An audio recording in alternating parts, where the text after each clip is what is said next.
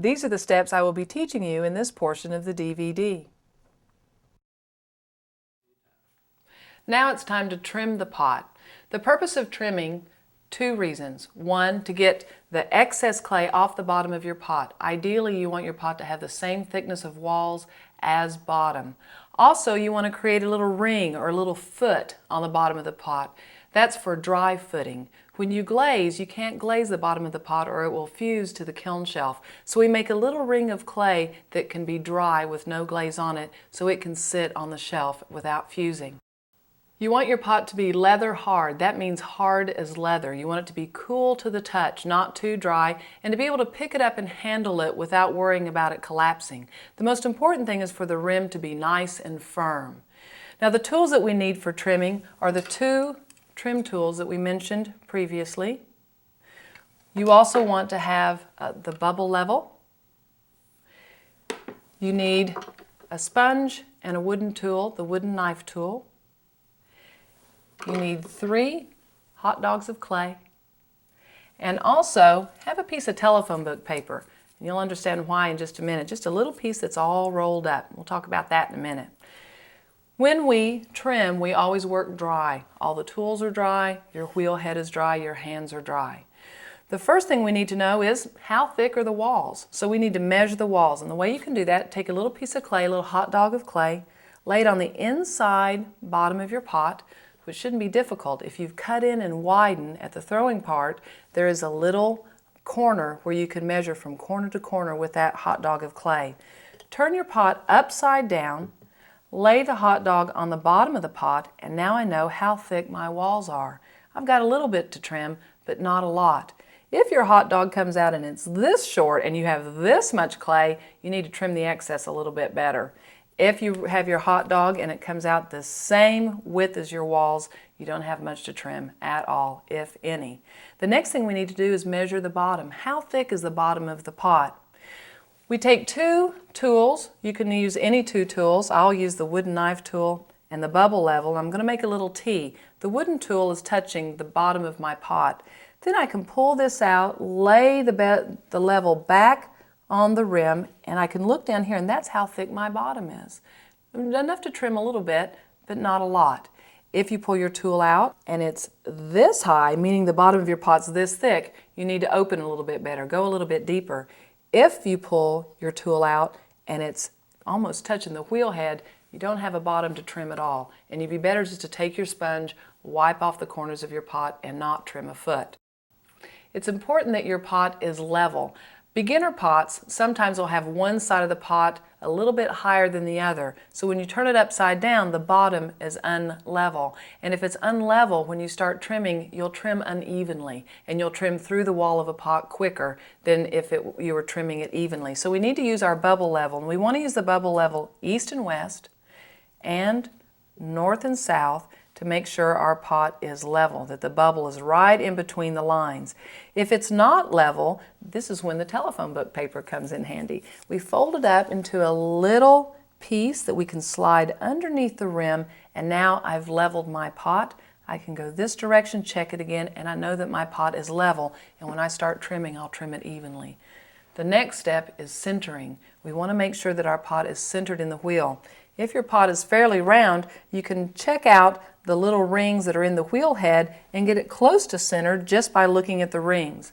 But you also need to make sure that this part of the pot is centered. Sometimes this part of your pot will be a little bit off center from the bottom, and we're not trimming this part of the pot, we're only trimming the edge, so we want to make sure this is centered. So the way that we center, we start our wheel up, and you can use a tool, hold the tool close to the pot. You can see that the pot hits the tool and makes a little mark. That means it's off center, and that piece needs to be pushed away from the tool just a little bit. So I look for my mark, I push it in just a tad, and then I check again. I didn't push it quite enough, so I'm going to push it just one more time. My mark was a little bit less, so let's try it one more time. There we go. Now when you look, you can see that the pot is moving evenly away from the tool. There's no wobble in it, it's not touching the tool. Also notice my body position. My elbows are tucked in, my hands are very firm to where the tool stays steady. Once we've got it level and centered, it's time to attach it to the wheel head. We've got all that work involved and we want to make sure that it's nice and tight to the wheel head. Use 3 hot dogs of clay, soft clay, the same clay that your pot was made out of. We want to lay the hot dog next to the pot, put your hand on the pot to gently hold it into place, and then push the clay into the wheel head, making this part of the hot dog just hug the rim of the pot. I can do another hot dog over here.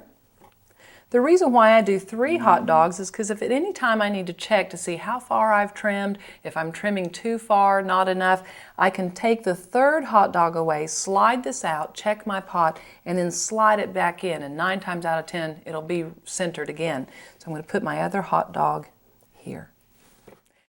Now it's time to start trimming the side, and I'm going to remember how thick my walls are so I remember how much to trim.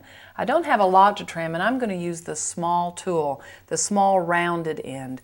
Now you can use the larger end, but do be aware not to lay the whole flat of this tool on the side of your pot. For the same reason you can't use the whole flat of your finger when you're shaping the pot, when you're making it, you can't use the whole flat of this tool. It's okay if you start with this and then rock it down and just take a little bit of the clay away at a time. But I still like to use the small rounded end of this tool. So here we go. We're going to start trimming. I'm going to hold my tool. My elbows are tucked in. Notice how I'm holding the tool. I call it 4 fingers forward. You don't want to hold it like a pencil because as the pot starts dragging the tool, it'll just pull it right between your fingers. So 4 fingers forward with my thumb here holding it. I'm going to start at the bottom and slowly work my way to the center of the pot, just getting that little edge off and nice and smooth, remembering that I don't have a lot to trim. All these trimmings can go into your splash pan, and if you still have wet clay from where you've thrown pots, the trimmings help stiffen up those scraps, and when you start wedging, you'll have really nice clay because it'll be a little wet with some stiff added in. I don't need to trim a lot, but I'm thinking in my mind that's just enough. The next thing we need to do is create the foot. We're going to make the inner foot line. Again, I need to remember how thick is the bottom of my pot because I need to only go as deep as I need to go to leave the bottom of the pot the same thickness as the walls. I'm going to use this little pointed end. I'm going to come in about 1/2 inch and I'm going to make an inner foot line, not going really deep because I remember how thick my bottom is and I didn't have a lot to trim off.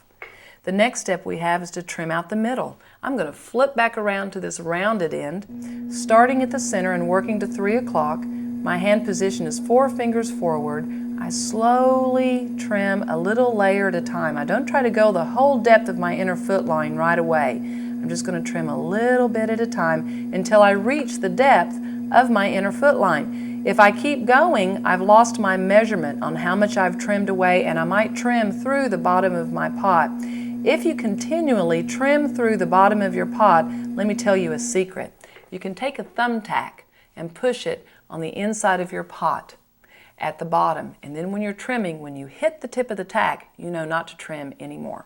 So let's do this one more time to make it nice and even. You want your wheel speed about medium. Notice I'm just kind of skimming across the surface. I'm not getting real carried away with trying to dig in. Also, you can't trim by making your tool go fast like this. Just like when you're throwing, you have to keep in mind the rotation of the wheel, and you go very slowly. I've reached the depth of my inner foot line. Now we can leave it at this point because it's basically functional. It's got a little foot and it's got the walls and the bottom the same thickness. But you can take it a step further and make what I call a defined foot. I'm going to use the pointed end and I'm going to make a little line on the outside of my pot. And then I'm going to trim this edge off to make it match the shape of my pot. I'm going to trim around the foot. I call this a defined foot because this little line right here gives you a perfect place to stop the glaze and start your dry footing. Let's clean it up a little bit. I'm not going to trim a lot off the foot, but I am going to get a little bit of that unevenness off with my tool, just skimming across the surface little at a time. Now we're going to use the sponge to just wipe it down a little bit. You just want your sponge damp, not wet, so we can wipe the pot down. If you get the sponge too wet, as you're wiping your pot, the water runs down the walls of your pot, starts soaking into the rim, and your rim will crack or get a little bumpy down there. We don't want that. Another thing that you can really do to help finish off the edges is to take the wooden knife tool, and not the pointed end, but this other rounded end that fits perfect with your thumb. Hold the sponge with your left hand, and with your right hand, you're just going to gently push that tool in. This is called burnishing, and burnishing just takes away some of the throw marks, some of the tool marks from the trimming, and gives it a nice finished edge. We hold the sponge so the clay is just a little damp. It creates a little bit of a watery clay or a slip on the outside of the pot, which makes the wooden tool able to burnish it. I can really define that rim a little bit more if I'd like. There we go.